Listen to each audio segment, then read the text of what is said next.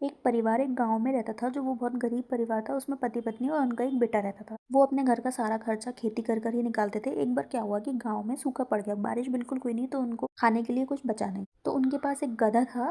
उन्होंने कि इस गधे को बेचकर हम अपने घर का थोड़ा सा खर्चा निकाल सकते हैं। तो बाप बेटे उस गधे को बेचने के लिए शहर की ओर जाने लगे। थोड़ा सा आगे बढ़े तो सड़क के किनारे लोगों ने कहा कि कैसे बाप बेटे हैं, गधा है फिर भी पैदल चल के जा रहे हैं। तो बाप बेटे उस गधे के ऊपर बैठ गए। फिर वो थोड़ा आगे बढ़े तो वहाँ की सड़क के किनारे खड़े लोगों ने उन्होंने कहा कि कैसे बाप बेटे हैं, उस गधे की तो बिल्कुल दम निकाल दी है, दोनों उस पर चढ़ के जा रहे हैं, उस गधे के बारे में तो सोचा नहीं। फिर बाप गधे पे से उतर गया और उनका बेटा उस पर बैठ के जाने लगा। थोड़ा सा और आगे बढ़े तो सड़क के किनारे एक औरत बैठी थी। उसने कहा कि कैसा बेटा है, बाप पैदल चल रहा है और खुद गधे पर बैठ कर जा रहा है। तो इस बार बेटा नीचे उतर गया और बाप गधे के ऊपर बैठ के जाने लगा।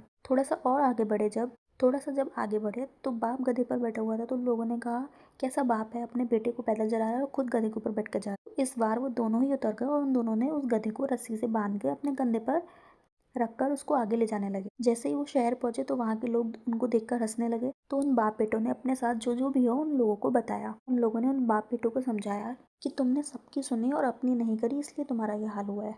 तो इस कहानी से हमें ये शिक्षा मिलती है कि हम हमेशा दूसरों की सुनकर नहीं रह, हमें खुद का दिमाग भी चलाना चाहिए और हम सबको खुश नहीं कर सकते।